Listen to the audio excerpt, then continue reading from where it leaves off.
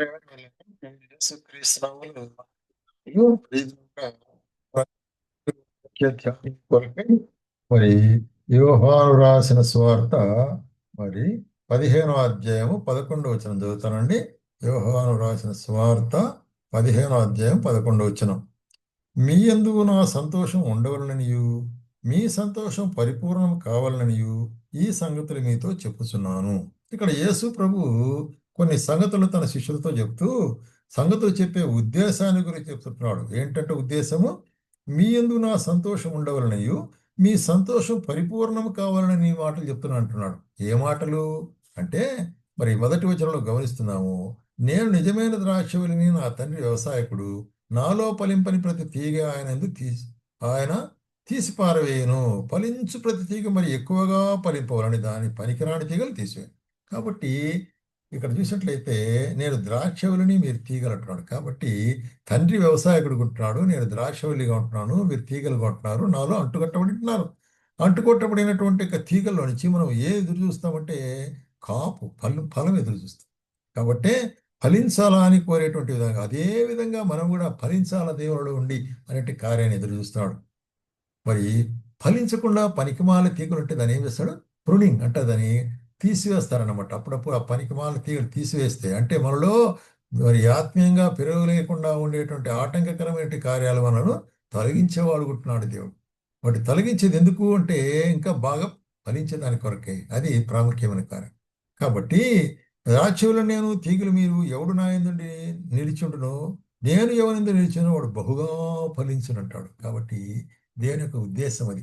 మనం ఆయన యందు ఉండి బహుగా ఫలించాలా అని. ఎందుకంటే ఆయన యొక్క వేరులో నుంచి సారము మరి ద్రాక్షవల్లికి వచ్చి అక్కడ శాఖలు అంటే కొమ్మల్లోనికి వచ్చి మరి ఫలముల్లో ఆ యొక్క మరి ఆ యొక్క రసము అనేటువంటిది, ఆ యొక్క శక్తి అనేటువంటిది అదే విధంగా యేసుక్రీస్తు నుంచి మనము నూతన శక్తిని పొందవలసి అనుకుంటున్నాం. అప్పుడే ఆయన యొక్క సంతోషము పరిపూర్ణం. కాబట్టి నేను సంతోషిస్తున్నా అంటున్నాడు. That is he's Joy.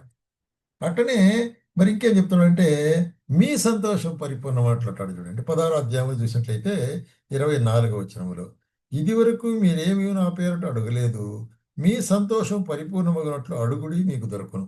ఇక్కడ నా సంతోషం అంటున్నాడు, ఇక్కడ మీ సంతోషం అంటున్నాడు. ఎప్పుడైతే ఆయన సంతోషము మనము మరి గమనిస్తామో, దాన్ని గనపరుస్తామో, అప్పుడు మన సంతోషం కొరకే ఆయన ఏం చేస్తాడంట, నా పేరట మీరు ఇది వరకు ఏమి అడగలేదు కాబట్టి నీకు ఏది అవసరమో దాన్ని అడిగినట్లయితే మీకు దొరకనంటాడు. కాబట్టి ప్రేమ సోదర సోదరి, దీంట్లో మనం గమనించే కార్యం ఏంటంటే దేవుని కార్యములను లక్ష్యం ఉంచి ఆయనలో నిలిచి ఉండి ఆయనలో ఫలించి ఆయనకు మనము సంతోషం కలిగించే వారమైతే ఆయన మన కార్యములు దృష్టించి మనకు ఆయన సంతోషం మనలో పరిపూర్ణం చేసేవాడు ఉంటున్నాడు. కాబట్టి ఆయన మనకు గొప్ప సంతోషం ఇచ్చేవాడుగా ఉంటున్నాడు. అదే 17వ అధ్యాయంలో కూడా 13వ వచనంలో ఏం చూస్తున్నాం ఇక్కడ చూసినట్లయితే అండి. రైట్. ఇప్పుడు నేను నీ యొద్దకు వస్తున్నాను, నా సంతోషం వారి యందు పరిపూర్ణమైనట్లు లోకముందు ఈ మాట చెప్పుచున్నాను. కాబట్టి ఇక్కడ ప్రార్థన చేస్తున్నాడు 17వ అధ్యాయంలో. తండ్రి, నేను నీ యొద్దకు వస్తున్నాను, అయితే నేను ఏర్పరచుకునే వారిలో నా సంతోషం పరిపూర్ణమైనట్లు మరి కృప చూపించు. కాబట్టి దేవుడు యేసుక్రీస్తు ప్రభు ద్వారా ఆయన సంతోషాన్ని మనకిచ్చినప్పుడు మన సంతోషము పరిపూర్ణం. అదేవిధంగా ఆయన్ని సంతోషపరిచినప్పుడు మనకి చిత్తానుసారంగా ఏం అడిగినను అది మనకు అనుగ్రహించేవాడుగా ఉంటున్నాడు అనే కార్యాన్ని మనం చూస్తున్నాం. అదే మొదటి పత్రిక కూడా యోహాను రాసిన మొదటి పత్రిక 1వ అధ్యాయం 2వ వచనం. రైట్. ఆ జీవము ప్రత్యక్షమైన తండ్రి యొద్ద నుండి మాకు ప్రత్యక్షమైన ఆ నిత్య జీవము మేము చూచి ఆ జీవను గురించి సాక్ష్యమిచ్చు దాని గురించి మీకు తెలియపరచు. ఎవరు ఆ జీవము? క్రీస్తు యేసును గురించినటువంటి కార్యం. కాబట్టి ఆ జీవము ప్రత్యక్షమైనది మాకు, దాన్ని చూసాము, ఆ జీవాన్ని చూసాము అంటే యేసు ప్రభుతో కూడా మేము ఉన్నాము, ఆయనతో కూడా సంచరించినాము, ఆయన కొరకు సాక్షులుగా మేము ఉంటున్నట్టున్నాడు యోహాను. నిజమే కదా? అందుకొరకే ఇక్కడ ఏమంటాడంటే మాతో కూడా మీకును సహవాసం కలిగినట్లు మేము చూచిన దాన్ని వినిన దాన్ని మీకు తెలియజేస్తున్నాము. కాబట్టి యోహాను ఎంతో వివరంగా రాస్తుంటాడు. మేము చూచినది వినినది కనినది మేము మరి మీకు షేర్ చేసుకుంటున్నాం అంటున్నాడు అనమాట. కాబట్టి మరి మన సహవాసం, కాబట్టి మీ సహవాసం మాతో, మా సహవాసం మీతో ఉంటుంది. అట్లాగే మన ఇద్దరి సహవాసం ఎక్కడ ఉంటుంది? మన సహవాసం అయితే తండ్రితో కూడాను, ఆయన కుమారుడైన యేసుక్రీస్తుతో కూడా ఉంటున్నది. కాబట్టి విశ్వాసికి మధ్యలో సహవాసము, విశ్వాసికి తండ్రి అయిన దేవునికి మధ్యలో సహవాసము, విశ్వాసికి కుమారుడైన యేసుక్రీస్తు ప్రభువులో సహవాసము. ఇది మరి 3 డైమెన్షనల్ ఫెలోషిప్. కాబట్టి ఎందుకొరకు ఇదంటే మన సంతోషం పరిపూర్ణమటుకై నేను మీకు ఈ సంగతులు రాస్తున్నాను. కాబట్టి సంతోషం పరిపూర్ణమగుటకై అంటాడు మళ్ళీ ఇక్కడ కూడా. మరి ఆయన ఈ కార్యమును ఉద్దేశించి రాసినట్టు మన యొక్క మరి సహవాసము ఎందుకంటే మన సంతోషము పరిపూర్ణము కావాలా అనేటువంటి కార్యాన్ని గురించి. అప్పుడు సంతోషించుడి, మరలా చెప్పుతున్నాను, మీరు ఆనందించుడి అంటున్నాడు అనమాట. మరి ఫిలిప్పీలకు 4:4 మనం చూసినట్లయితే ఆయనందు ఆనందించడం అనేటువంటిది ఎంతో ప్రశస్తమైన కార్యముగా మనం చూస్తుంటున్నాం. మరి చూసినట్లయితే మరి అపోస్తల కార్యములో ఆది సంఘములో శ్రమలు కలిగినప్పుడు పేతురు యోహాను కూడా ఏం చేస్తున్నారంటే అపోస్తల కార్యములో 5వ అధ్యాయంలో మనం గమనిస్తుంటున్నాము.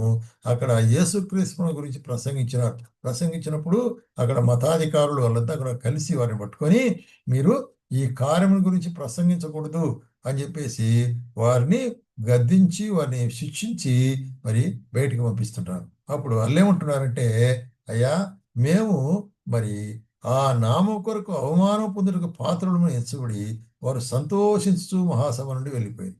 కాబట్టి వారిని కొట్టి శిక్షించినప్పుడు ఏం చేశారు? సంతోషించినారన్నమాట. కాబట్టి సంతోషించుట అనేటువంటిది మనకు తగినదిగా ఉంటున్నది. అట్లాగే మరి అపోస్తలుడైన పౌలు శీల కూడా మరి ఇక్కడ కట్టబడి అక్కడ మరి చూసినట్టయితే జైల్లో వేయబడి ఉంటున్నారు. 16వ అధ్యాయంలో మనం చూసినట్లయితే అపోస్తల కార్యం చాలా దెబ్బలు కొట్టి వారిని చెరసాలలో భద్రముగా కనిపెట్టవాలని చెరసాలను ఆయనకు ఆజ్ఞాపించి వారిని ఎట్లాగా త్రోసి వారి కాళ్ళకు బండలో బిగించింది.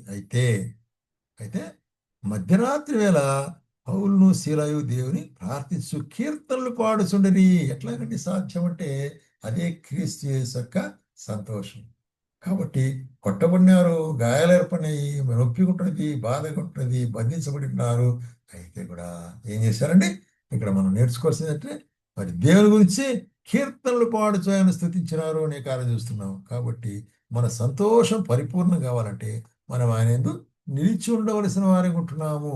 ఎప్పుడైతే ఆయన నిలిచి ఉంటామో అప్పుడు మన యందు ఆయన సంతోషం పరిపూర్ణమవుతుంది. అప్పుడు ఆయన ఏమంటాడంటే మీ సంతోషం పరిపూర్ణమైనట్లు అడుగుడి మీకు ఇవ్వబడినట్టున్నాడు. కాబట్టి ఇది రోమీయులకు రాస్తూ అపోస్తలుడైన పౌలు ఏమంటాడంటే 15వ అధ్యాయం 13వ వచనంలో, కాగా మీరు పరిశుద్ధాత్మ శక్తి పొంది విస్తార నిరీక్షణ వారగుటకు నిరీక్షణకర్తకు దేవుడు విశ్వాసము ద్వారా సమస్తానందముతో సమాధానతో నింపునుగాక. With all joy and peace. సమస్త ఆనందము సంతోషముతో మేము నింపునుగాక అంటాడు. కాబట్టి క్రీస్తు యేసే మనకు సంతోషం ఇచ్చి ఆయన దాన్ని మనల్ని నింపేవాడుకుంటున్నాడు. మన జీవితాలు నింపేవాడుకుంటున్నాడు. మన నిరీక్షను నింపేవాడుకుంటున్నాడు. మన ఆశను ఆయన నింపేవాడుకుంటున్నాడు. అయితే మనం ఏం చేయాలా? ఆయన అంటుకట్టబడిన వారమే నిలిచి ఉండవలసి అనుకుంటున్నాం. ఆయనందు మనము నిలిచినట్లయితే ఆయన మనల్ని బలపరిచేవాడుగాను, ఆయన మనలను మరి ఎల్లప్పుడుగా తన భద్రతలో ఉంచేవాడుకుంటున్నాడు. కాబట్టి ప్రేమ సోదర సోదరి, ఇటువంటి సంరక్షణ, ఇటువంటి భద్రత మనకు ఎంతో అవసరం. కారణం ఏంటంటే మనం ఈ లోకంలో క్రీస్తు యేసు పిల్లలుగా జీవించేటప్పుడు మరి మన యొక్క నివాసము లేక మన యొక్క మరి సహవాసం ఎవరితో అంటే క్రీస్తుతో కూడాను, తండ్రితో కూడాను, ఆయన కుమారుడైన యేసు క్రీస్తుతో కూడా. ఈ సహవాసంలో నిలిచినట్లయితే ఆయన కొరకు ఫలించే వాళ్ళకు ఉంటాము. ఫలించినట్లయితే ఆయన మన ఎలా సంపూర్ణ సంతోషము కలిగేవాడుగా ఉంటున్నాడు. ఆ విధంగా ప్రభువును సంతోషపరిచినట్లయితే మన సంతోషం కూడా ఆయన పరిపూర్ణం చేసేవాడుగా ఉంటున్నాడు గుర్తిరిగి ఆ విధంగా మనం ఉండటం ప్రభు మనకు సహాయం చేయనుగాక.